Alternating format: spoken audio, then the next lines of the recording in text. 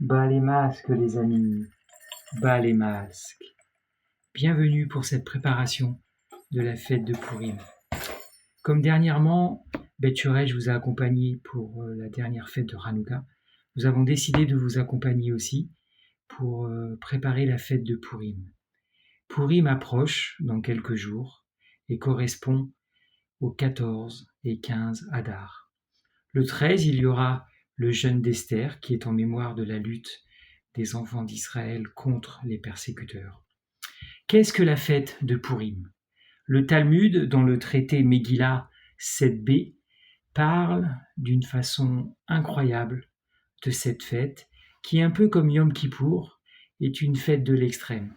Autant Yom Kippour est une fête où on va se concentrer, non pas sur nous-mêmes, mais sur ce que nous avons effectué pendant l'année, avec un jeûne sec pendant 24 heures, où on va pouvoir ressentir la douleur et la souffrance dans notre corps, symbole aussi de la souffrance de tous les péchés de l'année. Autant Pourim va tomber dans l'excès. C'est une fête que l'on associe souvent au carnaval et aussi au déguisement et aussi à l'excès au niveau de la nourriture. On va faire un grand buffet et regardez ce que le Talmud dit en Megillah 7b.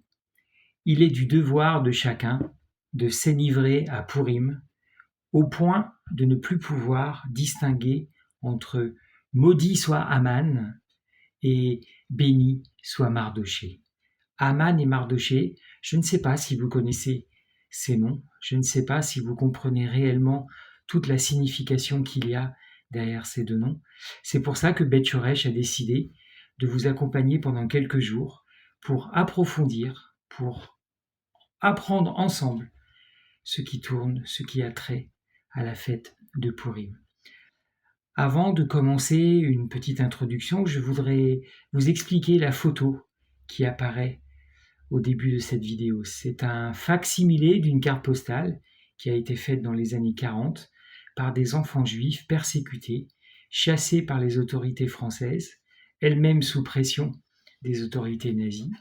C'est un fac-similé que j'ai pu obtenir grâce à mon ami Guillaume M. Merci Guillaume. Je vais vous lire un petit peu l'historique de cette carte postale. Et cette carte postale est importante pour nous montrer que la fête de Pourim, c'est plus qu'une fête. C'est la mémoire de choses qui se passent depuis des centaines d'années, des milliers d'années.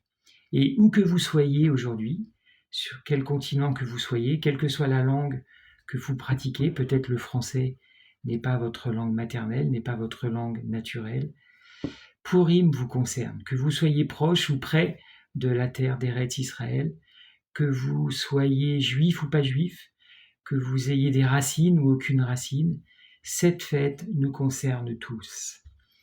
Et même vous, d'une certaine façon, si vous me regardez et si vous détestez Israël, si vous avez des sentiments négatifs envers ce peuple ou envers son État ou envers des actions récentes, cette fête vous concerne et je vous encourage à écouter les épisodes et à pouvoir creuser sur la signification. Cette carte postale, d'où vient-elle ? En fait, elle vient d'un camp qui a été créé entre février 41 et septembre 1942. Ce camp était situé dans le sud-ouest de la France, près de Toulouse, et c'était une sorte de centre d'internement de Juifs qui attendaient leur transfert vers Paris, le tristement célèbre camp de Drancy, et ensuite, après le camp de Drancy, les camps de la mort vers l'Est, camps effectifs à partir de l'été 42. Je rappelle qu'avant l'été 42, des centaines de milliers de personnes ont été aussi massacrées par ce que l'on appelle la Shoah par balle. Voilà, donc cette carte postale, comme vous pouvez le lire, vient du camp de Recebedou. Voilà, et souvenez-vous, quand vous verrez cette carte postale pendant plusieurs jours, et peut-être dans les années qui viennent aussi, j'espère que vous garderez cette photo quelque part, souvenez-vous de ces enfants, souvenez-vous du destin de ces familles entières, et souvenez-vous des personnes qui ont dessiné ces cartes, et qui les ont achetées aussi, en soutien au peuple. Donc la fête de Pourim est une fête des extrêmes, qui est liée à l'antisémitisme. En introduction, il faut savoir que le mot antisémite n'existait pas avant le milieu du XIXe siècle. C'est en Autriche, par un journaliste, que ce terme a été créé. Et donc je nous encourage à ne pas faire d'anachronisme non plus quand on étudie les textes, quand on étudie la Bible. Vous ne trouverez pas ce terme antisémite, vous ne trouverez pas ce mot dans la Bible, dans les écrits des sages. Vous trouverez d'autres mots comme fils d'Israël, juif, enfant d'eux, descendant d'eux.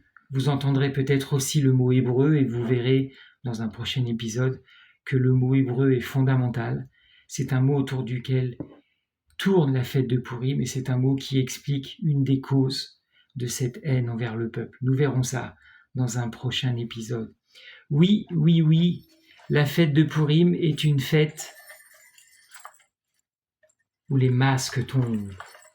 Dans cette fête de Pourim, on se déguise, on verra pourquoi. Et vous voyez ces petits grelots, cette petite musique, il y a de la musique de l'antisémitisme. Une musique de plus en plus forte depuis quelques années, une musique qui ne s'est jamais éteinte, que ce soit des orchestres entiers ou que ce soit un musicien solitaire.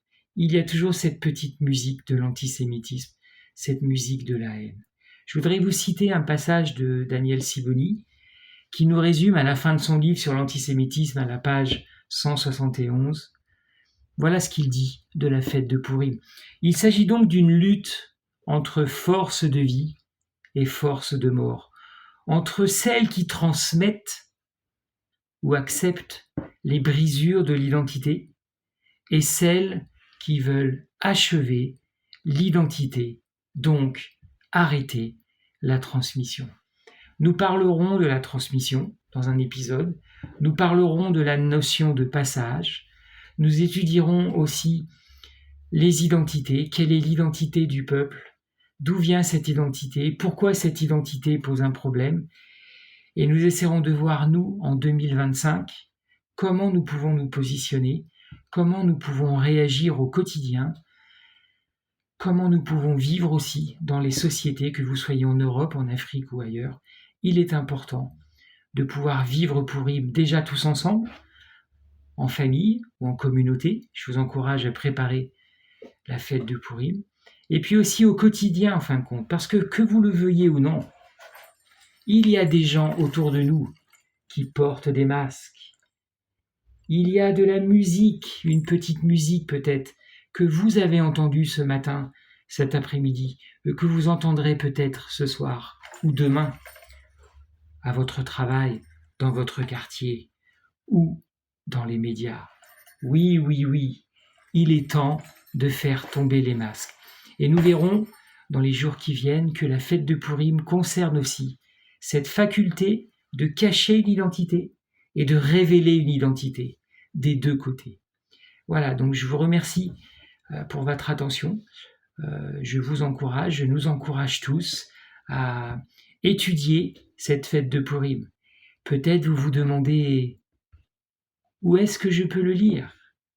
Je vous encourage cette semaine à lire le livre d'Esther, peut-être d'acheter une Bible, peut-être pour la première fois de lire ce livre en creusant dans la pensée d'Israël, en cherchant dans la pensée d'Israël la signification de certains mots.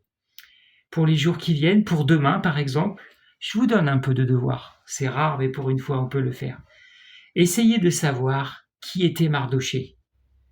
Mardoché ou Morderaï, cherchez dans votre Bible de quelle tribu venait-il, qui était-il, et essayez de vous renseigner aussi pour situer dans le temps et dans l'espace dans quel pays se passe l'action d'Esther, à quelle période, qui était le roi concerné. Et n'oubliez pas de vous renseigner aussi, de chercher à savoir l'histoire du peuple juif avant l'histoire d'Esther. Si vous arrivez à situer dans le temps le livre d'Esther, vous réussirez aussi à remonter l'histoire. Et dans le prochain épisode, on fera un petit rappel historique de l'histoire du peuple hébreu pour arriver juste à l'histoire d'Esther. Et nous verrons qui était Mardoraï, et on se posera la question, quelle était son identité, d'où venait-il ? Voilà, je vous souhaite une bonne soirée, une bonne journée demain et rendez-vous demain pour l'épisode 2 de Purim. Bonne journée à tous et à toutes, les amis IS et les amis IES de Beth Shoresh. Shalom à vous.